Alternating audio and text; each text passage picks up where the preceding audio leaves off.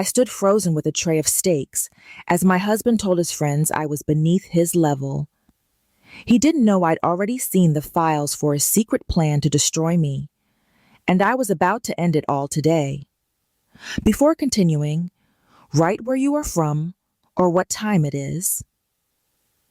The tray of sizzling steaks in my hands felt like lead as my husband's laughter drifted through the French doors. Dominic was holding court on the patio, swirling a glass of my vintage Margot, while his friends leaned in like vultures. I stood frozen in the shadows of the outdoor kitchen, the heat from the grill still radiating off the meat, but my blood had turned to ice. Dominic raised his glass, his face glowing with a smug pride I hadn't seen in years. He didn't know I was standing right behind the pillar, close enough to smell his expensive cologne and hear the sharp clink of crystal. He leaned back in the Italian ottoman I'd special ordered for our anniversary and let out a long, slow exhale. I doubt this joke of a marriage will survive another year, Dominic said, his voice carrying clearly through the evening air. She is nowhere near my level anymore. Nathan, Trevor, and Marcus all laughed, the sound sharp and congratulatory. Nathan actually stood up to pat Dominic on the back, telling him he deserved better, while Trevor refilled everyone's glasses with the wine I'd been saving for a celebration. They were sitting on my furniture in the backyard of the house I'd paid for, drinking my collection, and toast to the idea that I was beneath them. Every cell in my body was screaming to drop the tray in rage, but I forced my hands to stay steady. I watched for 30 seconds as my husband of 12 years accepted praise for planning to leave me. Dominic swirled his wine with the practiced motion of someone who learned about luxury from YouTube videos rather than actual knowledge. Ever since she landed the Morrison Industries account, she acts like she single-handedly saved the company, he continued, his tone dripping with fake exhaustion. The ego on her lately is unbearable. I gripped the edges of the tray so hard the metal bit into my palms. The Morrison Industries account was the one I'd pitched alone while he was at a golf tournament in Palm Springs. It took me 17 meetings and 3 redesigned proposals to land that deal, an account that now generated 40% of our revenue. You built that company from nothing, Marcus said, nodding with the conviction of a man who'd never seen a single financial report. She just got lucky with a few good quarters. Dominic nodded, as if this revision of history were an absolute fact. He conveniently forgot he was unemployed when we met. He forgot that I'd transformed my freelance operation into a full-scale agency while he pursued one failed venture after another. He never mentioned the crypto trading platform that lost $60,000 or the meal kit subscription service that never even launched. Every failure of his had eaten into the savings I had built, while he promised the next big idea would be the one. Trevor stood up to grab another bottle from the wine fridge I'd installed. You need someone who appreciates what you bring to the table, Dom, he said. Someone who understands that being a visionary isn't about the day-to-day grunt work. A visionary. That was the word Dominic used at dinner parties while I handled the actual vision of growing our company. He would corner people with theories about disrupting industries while I was managing staff, closing deals, and answering client calls at midnight. He pontificated about leadership while I led, and now he was calling me a corporate drone with no vision. My phone buzzed in my pocket, a sharp vibration against my leg. I pulled it out with one hand, keeping the tray balanced. It was a text from Sarah, my senior developer. Morrison Industries loves the new campaign proposal, it read. They are ready to sign the expansion contract tomorrow. You did it again. That meeting tomorrow was the biggest in our company's history, a contract that would double our revenue and establish us as a major player. And here was my business partner, the man whose name sat beside mine on every document, telling his friends our marriage was a joke. The thing is, Dominic said, pouring his fourth glass, I have been documenting everything.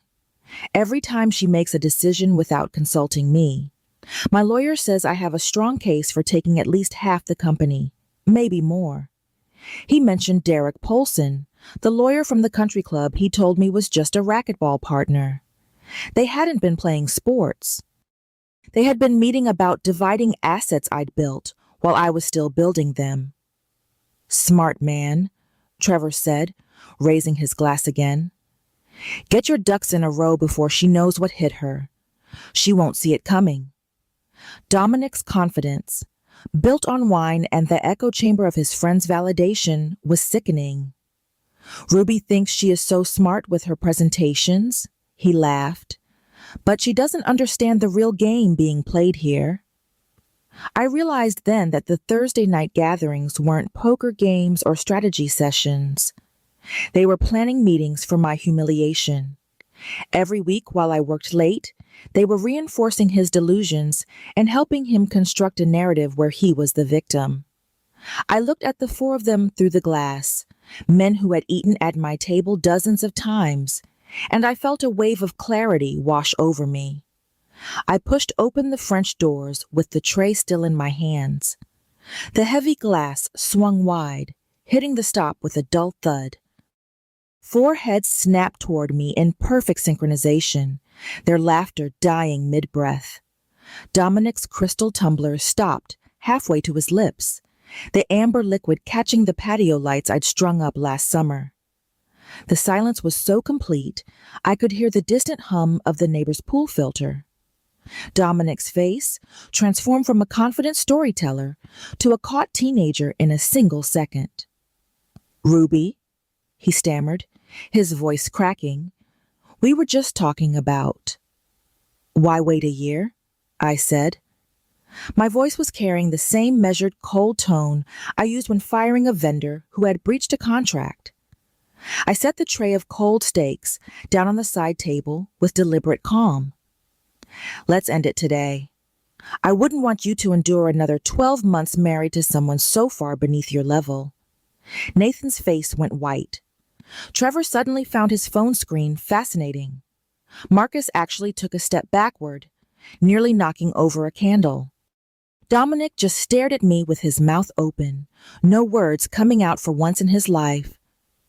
I turned and walked back through the doors, my footsteps on the hardwood echoing like a countdown.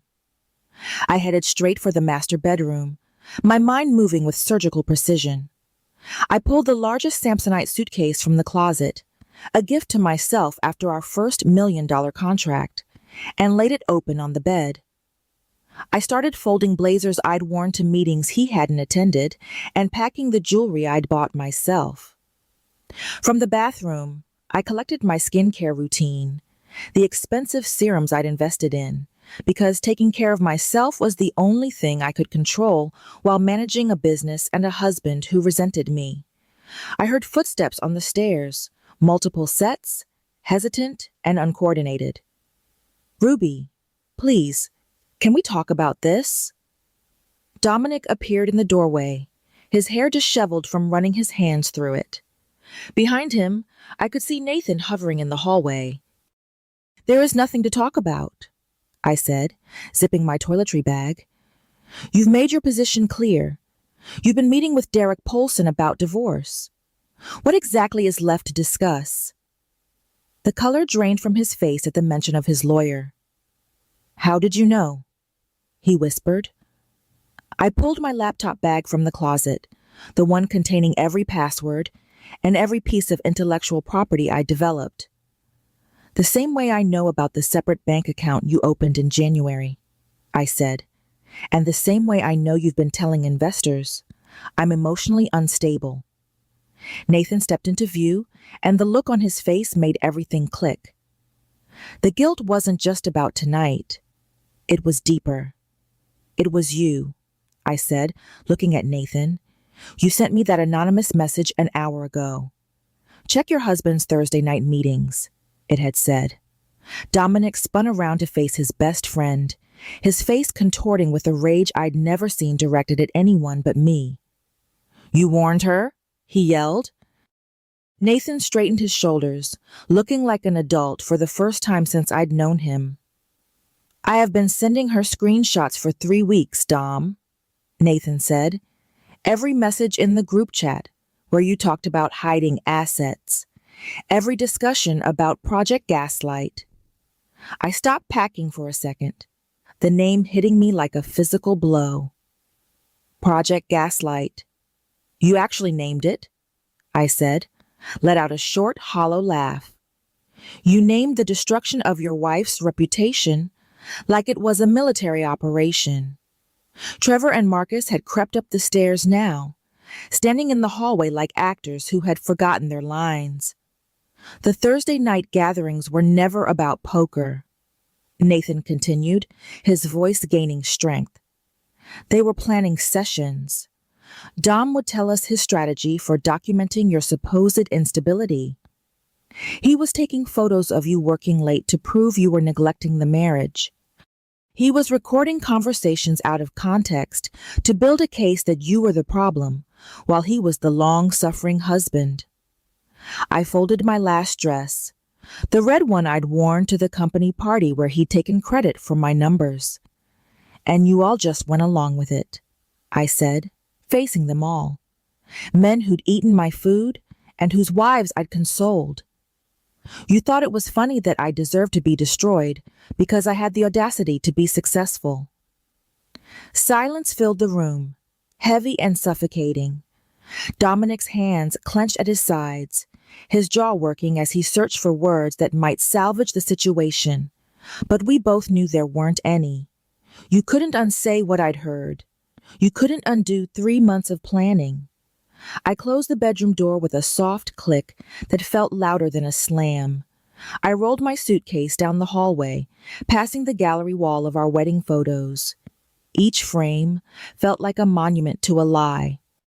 Behind the door, I could hear Dominic turning his fury on Nathan, the friend who had finally grown a conscience. The elevator in the building moved with agonizing slowness. I wasn't just leaving a house or a marriage. I was leaving the version of myself who believed love meant minimizing my own achievements to protect a fragile ego. I walked into the lobby of the downtown Marriott and requested an executive suite for a week, paying with the credit card Dominic didn't know existed. My emergency fund, built from bonuses I'd never mentioned, was my oxygen.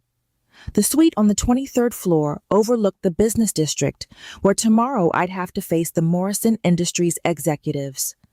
The space was sterile and perfect, with no memories embedded in the furniture and no ghosts of false laughter in the corners. My phone had been vibrating continuously since I'd left. Dominic's messages were progressing through the predictable stages. First anger, telling me I was being dramatic.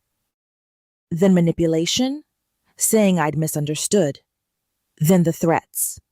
You're destroying our company with this stunt, the last one read. I set the phone on the marble counter and turned on the shower, letting the steam fill the room. I stood under the water until it ran cold, finally letting the full weight of the betrayal hit me. 12 years. I had spent 12 years building a life with a man who was gathering evidence for a war I didn't even know we were fighting. I cried until my eyes were swollen, mourning the humiliation of not seeing it sooner. All those mornings I'd kissed him goodbye before heading to meetings he claimed to support. I had been performing in a play where everyone knew the ending except me. By the time I emerged, the sun had set, and the city below looked manageable, like a problem that could be solved with the right strategy. I ordered room service, not because I was hungry, but because I needed to remember how to take care of myself without considering his preferences. Salmon, not steak. Pinot Grigio, not bourbon. I called Patricia Winters, my attorney, even though it was past 9 o'clock at night. She answered on the second ring. I have been expecting to hear from you, Ruby, she said. Nathan Blackstone already sent me an overview of the situation 2 hours ago. Nathan had already contacted her to make sure I had everything I needed to protect myself. He was prepared to provide sworn testimony about Dominic's financial manipulation and the conspiracy to manufacture evidence of my instability. "Can you meet me at 8 tomorrow morning?" Patricia asked. "Bring every bank statement and company records you have." I spent the next 3 hours organizing files on my laptop. I had documentation of every dollar I'd invested in his failed dreams, including the $60,000 for crypto. At midnight, a knock at my door made me freeze. I looked through the peephole and saw Nathan standing there with 3 banker's boxes in his arms. Nathan looked smaller than I'd ever seen him as I opened the hotel door. His usual swagger was gone, replaced by a genuine shame that made him look exhausted. He set the 3 heavy boxes on the coffee table and stood there, hands shoved in his pockets. "I'm sorry," he said.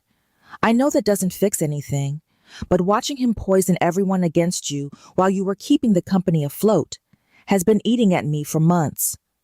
I looked at the boxes, then at him. "Why did you wait so long?" I asked. I needed to know how someone could stay silent while a 12-year marriage was being dismantled like a business acquisition. He sank into an armchair, running his hands through his hair. "At first, I thought he was just venting," he admitted. "You know how guys complain." But then it became something else. He started taking notes during your phone calls and screenshotting your texts out of context. He built this whole narrative where you were the villain, and we just let him. I opened the first box and found manila folders labeled in Dominic's handwriting. "Financial discrepancies," one read. "Emotional instability evidence," said another. Inside were printed emails I'd sent about normal business operations, all annotated with his twisted interpretations. A message I'd sent about working late was highlighted as proof of marital abandonment. A request for him to review a contract was labeled as controlling behavior. He had twisted every single interaction into a story that existed only in his mind. "This goes back to January," I said, holding up a folder. "He has been planning this for 5 months." Nathan nodded, still unable to meet my eyes. "It started right after you landed the Samsung contract. Before that, he could pretend he was your equal. But that deal made it clear who was really running things, and his ego couldn't handle the truth. The second box was even worse. It contained photographs. There were pictures of me at my desk at 10 p.m., taken through the office window. There were screenshots of my LinkedIn posts about company growth, with notes about my narcissistic need for attention. He had even taken photos from my sister's birthday dinner, claiming my 2 glasses of wine were evidence of a drinking problem. "He asked us to collaborate," Nathan whispered. "Trevor was supposed to report if he saw you with male clients. Marcus tracked your social media. I was assigned to monitor your relationship with the staff for inappropriate boundaries." I felt a wave of nausea. My husband had turned my friends into spies in my own life. The third box contained the most damaging evidence of all. It wasn't just about the marriage anymore. It was about the company. Dominic had been setting up a shadow company, registering an LLC in Delaware. He had even been approaching our clients with a new venture he'd be launching soon. The name on the paperwork was Morrison Strategic Solutions, a name deliberately similar to our actual company, Morrison Digital Innovations. It was close enough to confuse clients, but different enough to claim it was a coincidence.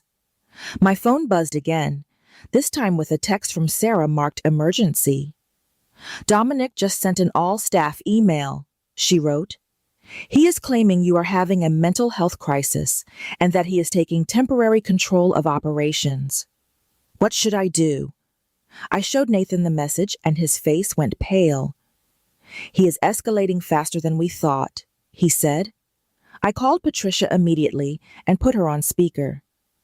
"Dominic is telling the entire company I've lost my mind," I told her. Forward it to me now, Patricia barked. I am filing an emergency injunction. This crosses into defamation and potential fraud.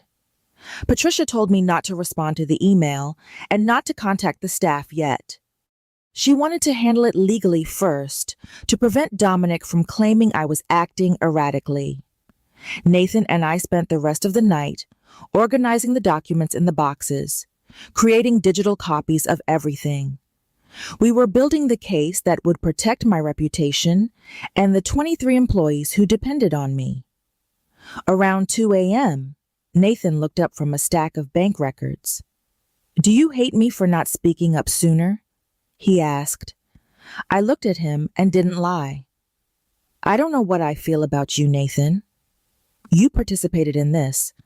Growing a conscience doesn't erase that. He nodded, accepting it. For what it's worth, Sophie threatened to leave me if I didn't come forward, he said. She said if I could watch this happen to you, she'd never be able to trust me. I thought about Sophie, a smart woman who had seen what I'd missed. Someone who could participate in that level of deception was capable of anything. My phone rang at 3 a.m. It was a number I didn't recognize, but I answered anyway. Ruby, this is Linda, Trevor's wife. A shaky voice said, I just found out what they've been doing. Trevor came home drunk and told me everything. I'm disgusted. Linda told me she had recordings. Trevor would come home from those Thursday nights and brag about what they discussed, thinking it was funny. She had started recording him after the third week because something felt wrong.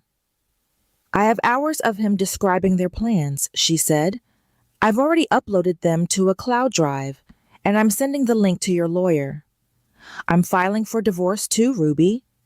If he could participate in something this cruel, what else is he capable of? What would he do to me if I ever made him feel small? Another ally had emerged from an unexpected corner. After Linda hung up, I stood at the window watching the city sleep. Somewhere out there, Dominic was pacing our house, thinking his plan was working. He didn't know his friends were turning on him, or that his lawyer would soon be advising him to surrender. He didn't know the staff he tried to manipulate would choose the person who had actually built their careers. Nathan stood to leave at 4 a.m., gathering his coat. At the door, he turned back. The ironic thing is, Dominic was never below your level, Ruby, he said. You would have carried him forever if he'd just been grateful. You loved him enough to make him equal. I stayed awake as the sun began to rise. 4 hours of sleep would have to be enough. Today's investor meeting would determine everything. I showered quickly and chose my sharpest black suit, the one I'd worn when closing the Samsung deal. Patricia called as I was leaving the hotel. The emergency injunction went through, she said. Dominic is legally barred from accessing company accounts or making any operational decisions. He'll receive notice this morning, probably right before the meeting.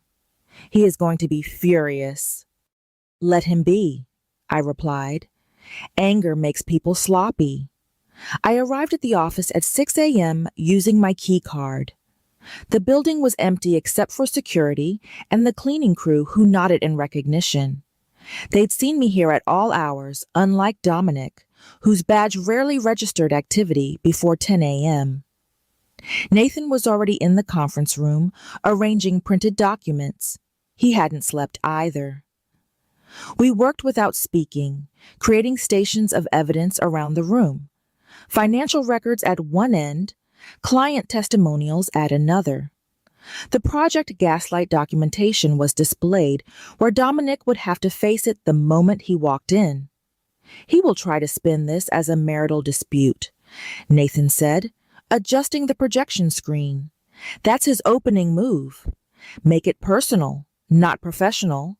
And when he does, that's when we show slide 17, his LLC filing for the competing company. Nothing says professional betrayal like trying to poach your own clients while still drawing a salary. Sarah arrived at 8 a.m. with a grim expression. Half the staff is ready to testify, she said. The other half is updating their resumes in case this goes badly. It won't go badly, I said, forcing a confidence I was still trying to find. The board members began arriving at 9:30.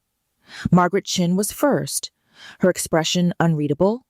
Then James Harrison from our biggest client account. 2 other investors followed, men who had questioned Dominic's contributions in the past. At 9:55, Patricia entered and sat beside me, her presence a clear signal that the legal implications were now the priority. At exactly 10 a.m., Dominic walked in wearing the Tom Ford suit I'd bought him for our 10th anniversary. He paused when he saw the room's configuration. Nathan was beside me.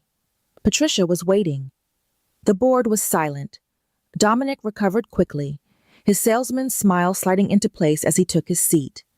I appreciate everyone gathering on short notice, he began, pulling out note cards. I know there have been concerns about recent disruptions. I want to assure you that despite my wife's current emotional state. I'll stop you right there. Margaret Chin interrupted, her voice cutting through him. We have reviewed the documentation provided by Mrs. Morrison's counsel. Your claims about her mental state appear to be not just unfounded, but deliberately fabricated. Dominic's smile flickered, then vanished. I understand Ruby has painted a certain picture, Dominic said, his voice straining to remain calm. The picture was painted by your own messages, Mr. Morrison, David, one of the investors, said as he held up a printed screenshot.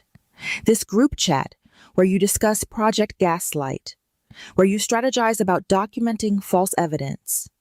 These are your words, are they not? I clicked to the first slide of my presentation, displaying a message Dominic had sent 6 weeks ago. Keep documenting everything, it read. We need to show a pattern of erratic behavior, even if we have to create it. The room went silent. Dominic's face cycled through shock, then anger at Nathan's betrayal, and finally the desperate calculation of a man whose world was ending. Those messages were taken out of context, he tried to say. Nathan clearly has his own agenda here. Nathan spoke for the first time, his voice steady. My agenda is making sure the truth is known, he said. For 3 months, I watched you plan to destroy the woman who built this company while you contributed nothing but obstruction and stolen credit. You were part of it, Dominic burst out. You sat there every Thursday participating. Yes, Nathan said simply. I did, and I was wrong. The difference is, I'm trying to make it right. I advanced to the next slide, showing financial records color-coded by who had actually closed each deal. My column was a solid block of blue. Dominic's was empty white space. Over the past 24 months, I said, I have personally closed 17 major contracts, totaling $32 million in revenue. During that same period, Mr. Morrison has closed 0 contracts while drawing a salary of $400,000 annually. James Harrison, our biggest client, leaned forward and looked directly at Dominic. Ruby, we need to be clear about something, James said. Harrison Tech has never considered Dominic a factor in our decisions. Every strategic adjustment and innovation has come from you. We've tolerated his presence out of respect for you, but he has never contributed a single valuable insight. The blood drained from Dominic's face. He realized his largest client had just publicly dismissed his entire professional existence. His mouth opened and closed silently. The conference room felt smaller, the walls closing in on a man who just discovered his reputation was a fiction only he believed. I clicked to the next slide, showing the registration documents for Morrison Strategic Solutions, his shadow company. This concludes my presentation, I said. The board has all the evidence needed to make an informed decision. Dominic's attorney, Derek Polson, had been silent, But now he leaned forward and spoke to his client in a low voice. Dominic, we need to discuss your options privately, he said, already gathering his papers. The message was clear. The legal battle Dominic had been planning was over before it even began. He had no leverage left. Margaret Chin stood up. We will reconvene tomorrow morning to formalize the transition, she said. Mr. Morrison, I suggest you use this time to consider the buyout offer carefully. It's more generous than what a court might determine, given this evidence of fraud. The meeting dissolved as people fled the uncomfortable scene. Dominic remained seated, staring at the screen where his own words about Project Gaslight still glowed accusingly. Nathan paused at the door, looking back at his former friend with a mix of pity and relief, then left without saying a word. I was finally alone in the room with the man I thought I knew. That evening, back in my hotel suite, my phone rang with an unfamiliar number. I almost didn't answer, but something told me to pick up. Ruby, this is Linda, Trevor's wife again, she said. I need to tell you something about what has been happening in your absence.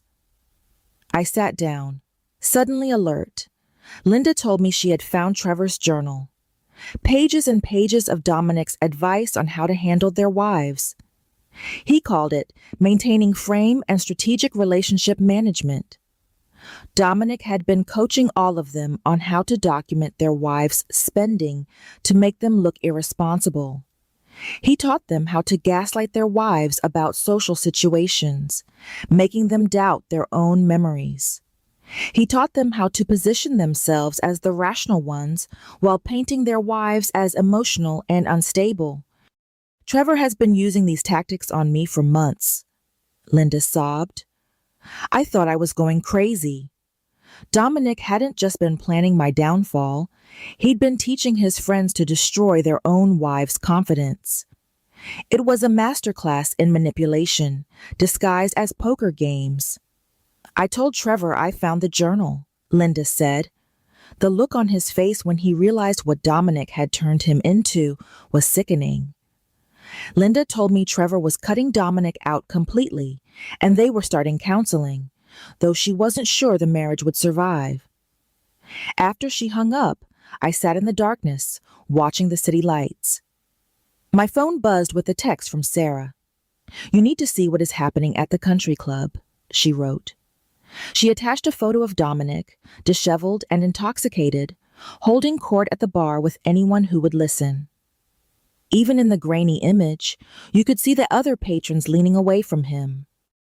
He was becoming a caricature of himself, his lies growing more elaborate as his reality crumbled. Barbara Fitzgerald, the judge's wife, called an hour later. Dominic has been at the club every day since the separation became public, she said. Today he was telling people he built your company single-handedly and that you were just a pretty face he used for meetings. The bartender told me his rants have become entertainment for the crowd. They call it story time with Dom and take bets on which accomplishment he'll claim next. Yesterday, he said he invented a trading algorithm. Today, it was a meditation app that Apple tried to buy for millions. I felt a sharp satisfaction, but also a deep sadness for the person he might have been. A Facebook message arrived from Emma, Marcus's girlfriend. I need you to know what Marcus was planning with Dominic, she wrote. Attached were screenshots of detailed plans for approaching our clients after the divorce, claiming I had had a breakdown. They had drafted emails and designed logos that deliberately mimicked our company's branding. But the worst part was the list of our employees they planned to recruit, with notes about each person's vulnerabilities. Sarah, single mom, needs stability, will follow the money. Kevin, desperate for promotion, easy to manipulate. They had studied my team like predators. I forwarded Emma's screenshots to Patricia immediately. This evidence of planned corporate theft transformed the civil divorce into something potentially criminal. Patricia responded within minutes. This changes everything, she wrote. We are adding fraud charges to our leverage. He will have to accept whatever terms we offer now. 6 months crawled by with the painful slowness of recovery. I moved into a furnished apartment downtown, needing a space that had never known Dominic's presence. The company stabilized and then thrived without his interference, landing 3 new major clients who had been hesitant to commit while the leadership was uncertain.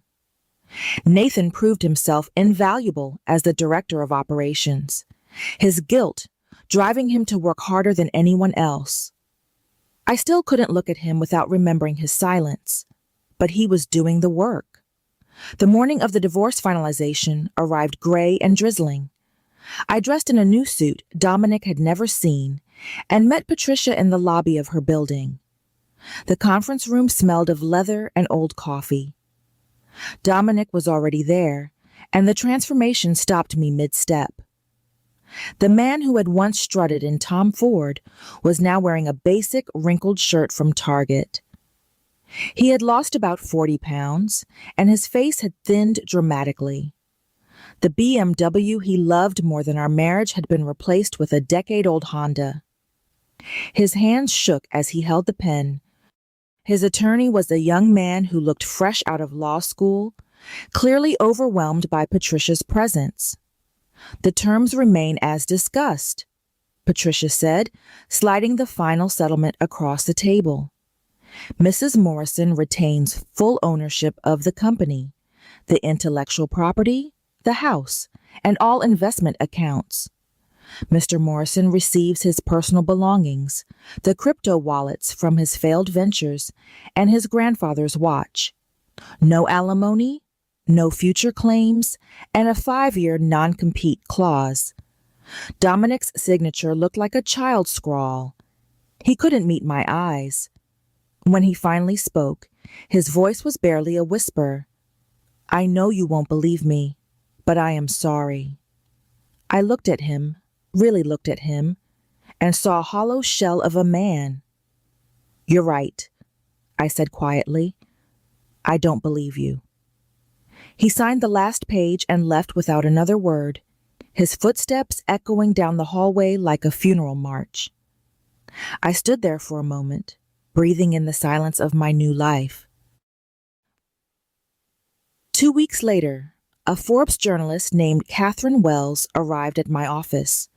She wanted to tell the story of how I had transformed betrayal into fuel for success. She didn't want to hear about quarterly projections. She wanted the raw truth. I told her everything, from the steaks on the patio to the Project Gaslight documents. What strikes me, Catherine said, is that you didn't seek revenge. You simply revealed the truth and let the consequences unfold. The best revenge is building something so successful that the person who tried to destroy you becomes irrelevant. I replied, Dominic is working at a startup in Buffalo while I'm running a company valued at $12 million. The article ran with the headline, How Ruby Morrison Built a Digital Empire While Divorcing Dead Weight. It reached 2 million readers in its first week. My inbox flooded with messages from women sharing similar stories. A month later, a handwritten letter arrived from Buffalo. Dominic's shaky handwriting filled 3 pages with what he thought was an apology. But the delusion persisted. He wrote about how he'd helped build the company and suggested he could consult for us once emotions cooled. I filed the letter in a folder marked evidence and locked it away. A reminder that some people will always believe they are the hero of the story. The company holiday party that year was at the same Italian restaurant where Dominic used to hold court. I'd reserved the entire upper floor to celebrate our collective survival. Sarah had organized everything perfectly. As dinner wound down, she stood to make a toast.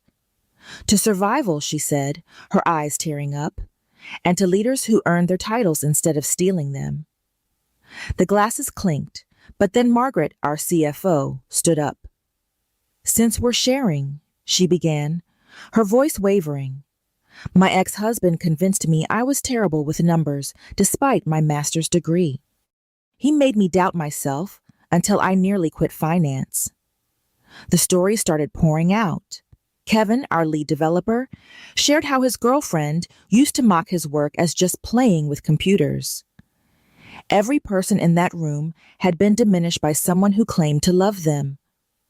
We weren't just colleagues anymore. We were survivors of the same war. The evening transformed into something deeper, a recognition that Dominic's behavior wasn't unique, just a tired song too many of us had been forced to hear. 11 months later, an invitation arrived for Nathan and Sophie's wedding. I debated attending, but Sophie called and told me I had saved them both. The ceremony was at a vineyard outside the city, the grapes stretching toward the mountains. I sat 3 rows back. During the reception, Nathan stood up and tapped his champagne flute. I knew his speech wasn't for the guests. "Before I talk about Sophie," he began, his voice heavy. 11 months ago, I participated in something shameful. I watched a friend plan to destroy his wife, and I stayed silent. I helped him. I enabled a man's delusions because it was easier than confronting the truth. The silence in the tent became absolute as 200 guests turned toward me. "Ruby Morrison is here tonight," Nathan continued. "She showed grace when I finally found my conscience. But the real hero is my wife, Sophie, who told me if I didn't warn Ruby, she would leave me.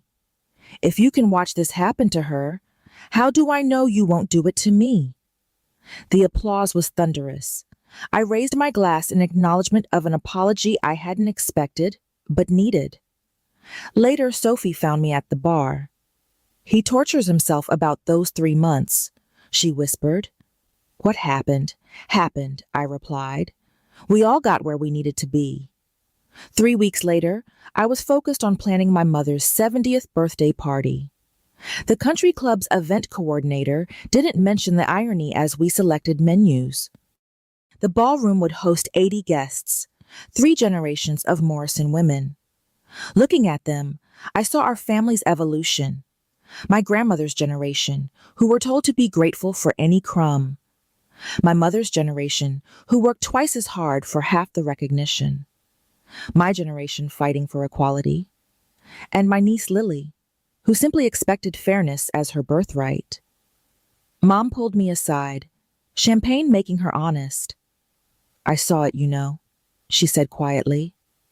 "How Dominic dismissed you." I should have said something. "Why didn't you?" I asked. She looked at my father, steady and supportive for 45 years. "My generation was taught marriage was private," she admitted. "I was wrong. Watching you thrive made me realize I should have spoken up the moment he started diminishing you." "I might not have listened," I told her. "Sometimes we need to discover the truth ourselves." We stood there together, watching Lily show my cousins the code for the new app she was building. A few weeks after the party, I was at Whole Foods selecting olive oil when I saw him. Dominic was in the pasta aisle, comparing prices on generic brands with the focus of someone counting every single dollar. His Target suit was frayed at the hem, and the wedding ring was gone, leaving a pale indent on his finger. He looked up, and our eyes met across 15 feet of produce. For a moment, he started to move toward me, his mouth opening as if he had something to say. But I looked through him as if he were transparent. There was no hatred or anger left, just complete indifference. Dominic stopped mid-step, abandoned his half-full cart, and walked quickly toward the exit, his shoulders hunched. I continued shopping, adding items for the dinner party I was hosting for investors in my second company. This was a venture Dominic would only ever read about in journals he could no longer afford. As I walked to my car, the evening air felt crisp and clean.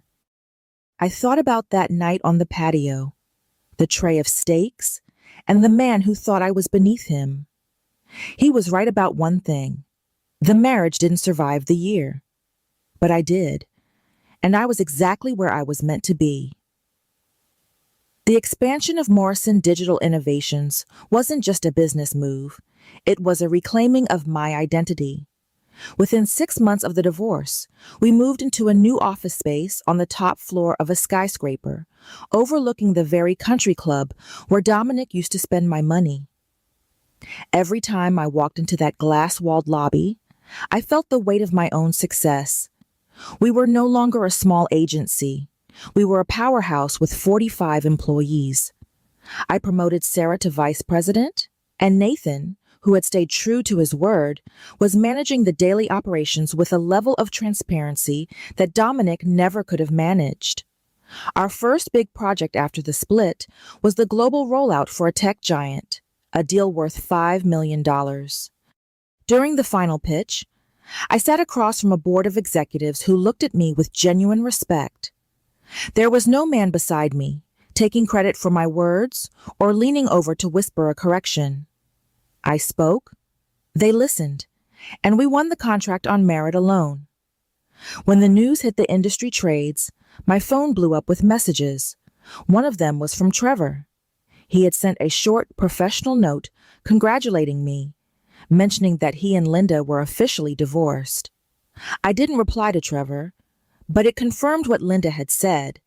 The toxic cycle Dominic started had dismantled more than just my life. The impact of his coaching had rippled through our entire social circle. I heard through the grapevine that Marcus and Emma had also split after she found the screenshots of the corporate theft plans. It seemed the truth was a fire that couldn't be contained. Dominic, however, was still trying to fan the embers of his old life. He had started a blog where he wrote about leadership and disruption, though the analytics showed his only readers were a handful of bot accounts. One afternoon, a delivery arrived at the office. A massive bouquet of lilies with a card that simply said, "For the visionary." It was from James Harrison. He had become one of my closest advisors, and he never missed an opportunity to remind me that the company's success was entirely my own. We had a lunch scheduled for later that day to discuss a potential merger that would value the company at $25 million. As I walked out of the office, I caught my reflection in the glass. I looked different. The stress that used to sit in my shoulders was gone, replaced by a quiet, steady power. At lunch, James leaned across the table. "Ruby, I've watched a lot of people go through what you went through," he said. "Most of them let the bitterness eat them alive. But you used it to build a fortress." I smiled, sipping my water. "Bitterness is a waste of energy, James. I'd rather use that energy to close deals." He laughed and handed me a folder.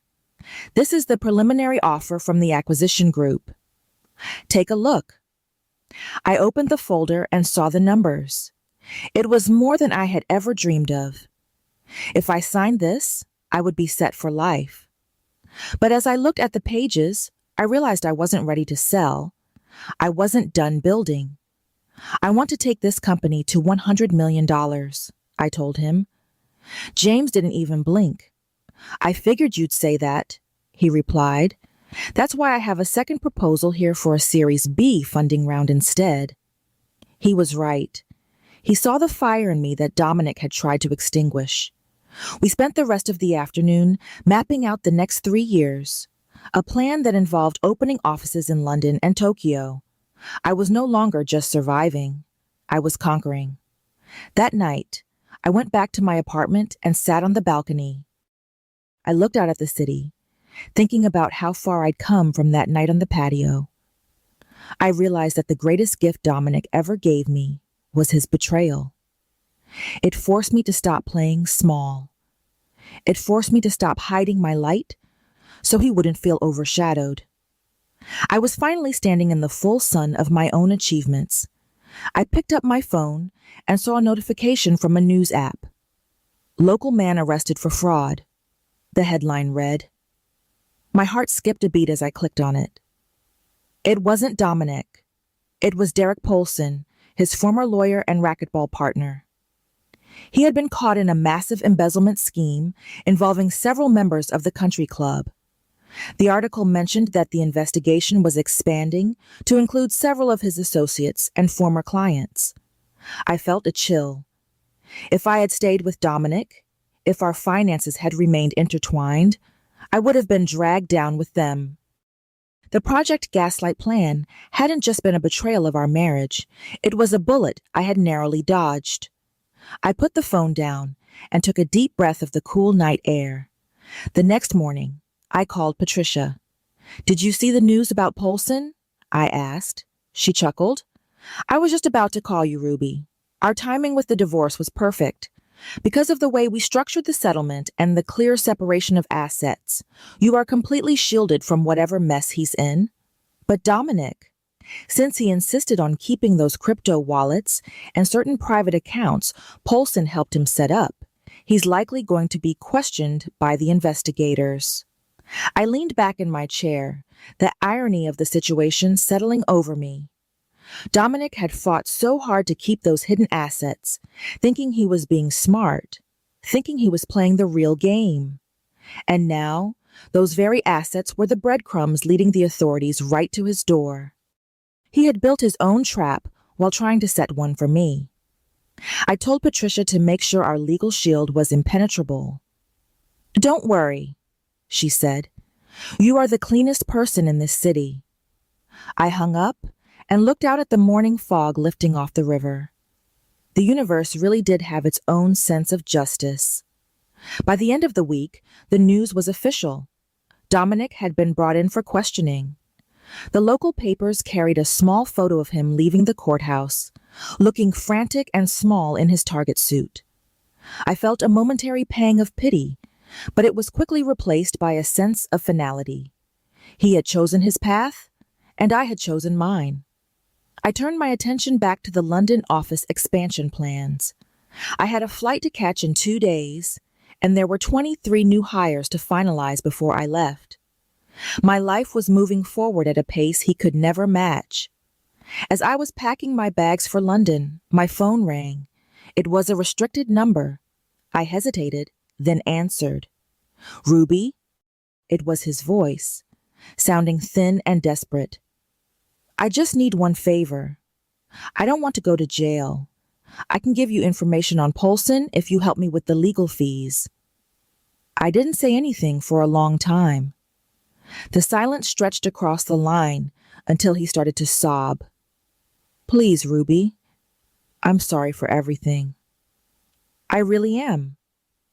I looked at the suitcase on my bed, the same one I'd packed that night I walked out. "Dominic," I said quietly, "you should have thought about the real game before you started playing it." I hung up the phone and blocked the number. There were no more favors, no more carrying him, and no more apologies that didn't mean anything. I zipped my suitcase and headed for the door. The car was waiting to take me to the airport, and the world was waiting for what I was going to build next. I didn't look back as I closed the door on the past, my mind already focused on the horizon and the empire that was finally, truly mine. The London rain slicked the cobblestones as I stepped out of the black car, my mind already vibrating with the energy of the expansion.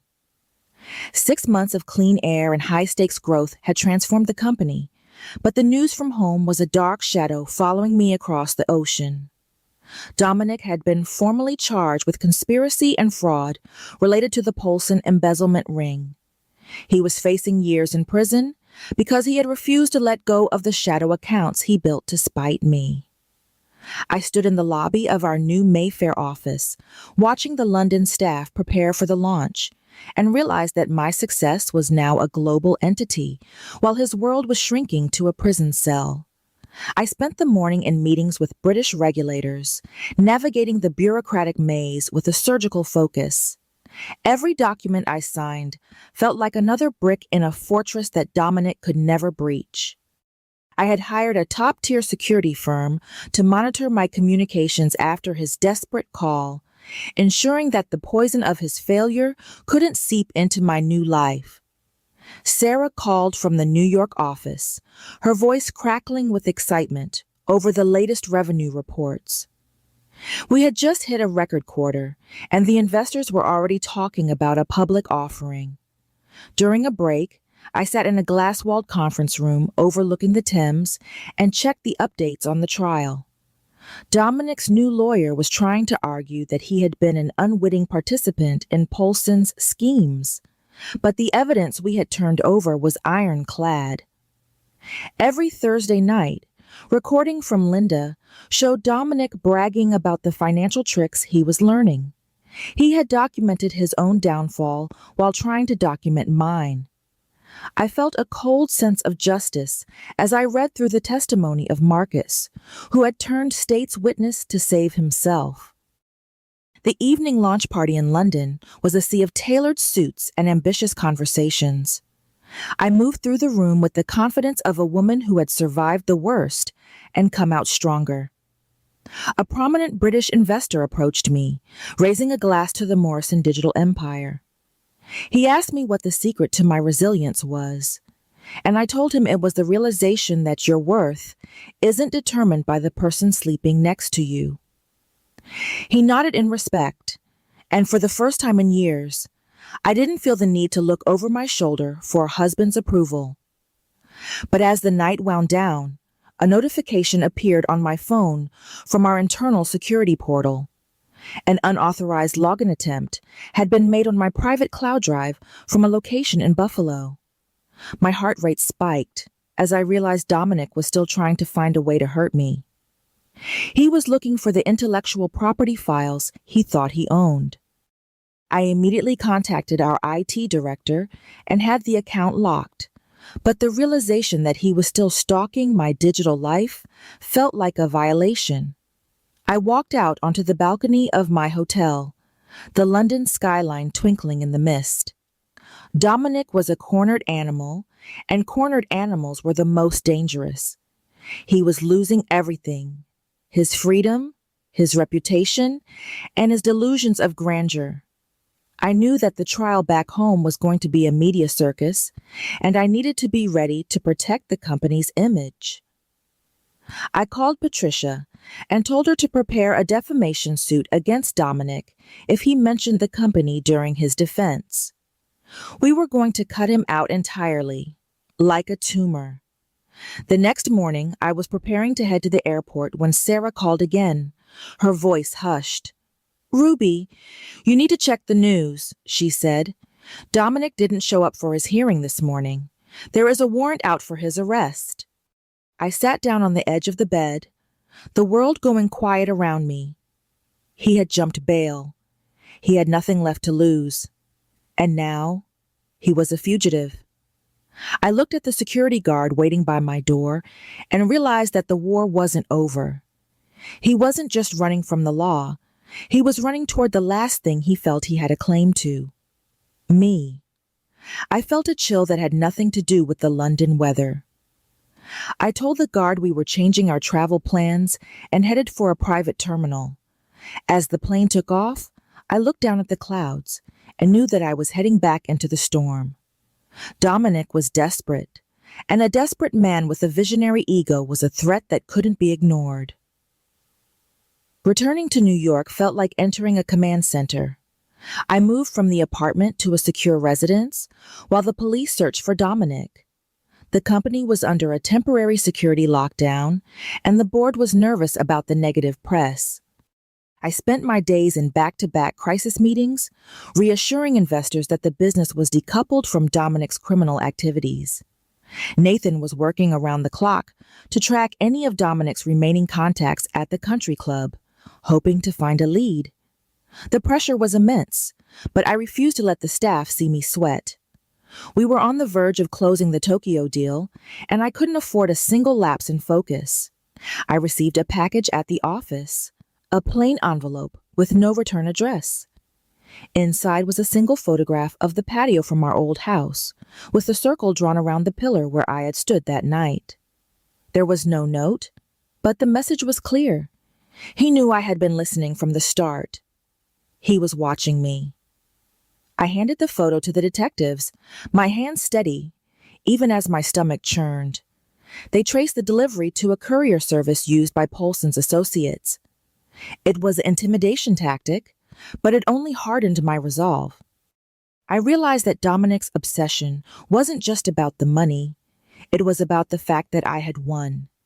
He couldn't handle that I was the visionary he always claimed to be. I was the one who had built the empire, while he had only built a house of cards. A break in the case came from an unlikely source. Trevor. He called me, sounding terrified. "Ruby, Dominic contacted me," he whispered. "He's hiding in a motel near the border. He wanted me to help him get his passport from the safe in the old house." I didn't hesitate. I gave the location to the police and watched the clock as the minutes ticked by. This was the end game. Every second felt like an hour as I waited for the call that would end this nightmare once and for all. The call came at 2 a.m. They had him. He had tried to run, but they caught him in the parking lot of a diner. He was being transported back to the city to face the original charges plus bail jumping and witness intimidation. I sat in the dark of my new office, the city lights reflecting in the glass, and finally let out a breath I had been holding for months. The man who thought I was nowhere near his level was now at the bottom of a hole he had dug for himself. I went to the courthouse for the arraignment, wanting him to see me one last time. When they let him in, he looked broken, a far cry from the man who had toasted my downfall on the patio. His eyes found mine, and for a second, I saw the old arrogance flare up, but it quickly died out as the judge read the list of charges. I didn't feel triumph, only a deep sense of relief. I was finally free of the ghost of our marriage. After the hearing, I stood on the courthouse steps, surrounded by cameras and reporters. They wanted to know if I had anything to say to my ex-husband. I looked into the lens and said, "The truth doesn't need a visionary to explain it. It only needs someone brave enough to listen." I walked away, ignoring the shouted questions, and headed to a meeting with the Tokyo executives. My life was no longer defined by his betrayal, but by my own brilliance. The finalization of the Tokyo deal was the jewel in the crown of Morrison Digital. We were now a global force, and the Forbes article had turned me into a symbol of resilience for women everywhere.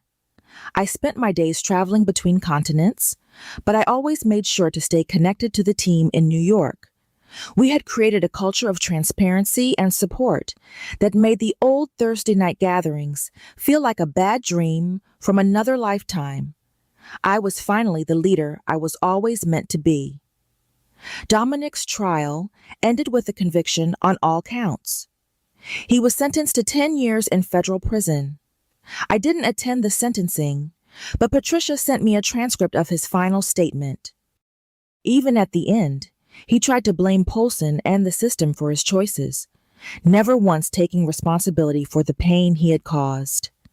It was the ultimate proof that I had made the right decision the moment I set those stakes down and walked away. He would never change. A year after the divorce, I returned to the old house for the last time to oversee its sale.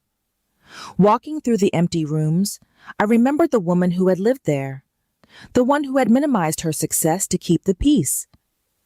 She felt like a stranger now. I stood on the patio, looking at the spot where Dominic had toasted my humiliation, and felt nothing but a quiet sense of closure. The house was just wood and stone. The empire I had built was made of something much stronger. I decided to donate the proceeds of the house sale to a foundation that supported women entrepreneurs, helping them gain the financial independence that had been my lifeline. It was the final way to transform Dominic's greed into something good. At the gala for the foundation's launch, I saw Linda and Sophie. They were both thriving, their lives rebuilt on foundations of truth rather than lies. We didn't talk about the past. We only talked about the future. The evening of the gala, I stood on the stage and looked out at a room full of women who were ready to conquer their own worlds. I told them that the most important contract they would ever sign was the one they made with themselves, to never let anyone make them feel small. The applause was a thunderous roar that echoed in my heart long after the lights went down. I was no longer just Ruby Morrison, the betrayed wife. I was Ruby Morrison, the architect of her own destiny. The morning sun rose over the city as I sat in my office, preparing for the initial public offering of Morrison Digital. We were valued at $100 million, a number that would have made Dominic's head spin. I looked at the framed Forbes cover on the wall and smiled at the headline. I had reached 2 million readers, but the most important person who had read it was me. I had finally fully realized my own value, and no one could ever take that away from me again. Sarah and Nathan walked in, carrying a bottle of champagne to celebrate the opening bell. We stood together, a team built on trust and actual hard work, and watched as our company's ticker appeared on the screen. It was the culmination of years of execution and vision, the real kind. I thought about the Thursday night gatherings and the steaks, and I realized that those cold pieces of meat were the best thing that ever happened to me. They were the catalyst for my liberation. As the market opened and the stock price climbed, my phone buzzed with a final message from a number I didn't recognize. It was a photo of the stock ticker from a television screen in a prison common room. There was no text, but I knew who had sent it. Dominic was watching my success from behind bars, finally seeing the level he could never reach. I didn't feel the need to block the number this time. His gaze no longer had any power over me. I turned back to my team, the champagne bubbles rising in our glasses, and made a toast. To the visionaries who actually do the work, I said. We drank to our future, a future that was wide open and brilliant. I walked to the floor-to-ceiling windows and looked out at the city I had conquered, one client and one truth at a time. The world was exactly the right size, and I was finally standing tall in the center of it all. If Ruby's rise from betrayal to brilliance had you hooked till the last line, smash that like button right now. My favorite moment was when she looked through Dominic in that grocery aisle. Pure, quiet power. What was your favorite scene? Tell me in the comments below. And don't miss more stories of strength, justice, and sweet redemption. If this story resonated with you, leave a like and consider subscribing. You can also drop any comment below, even just one word. Maybe tell me where you're watching from, or what time it is right now. Sometimes one word is enough to say you were here.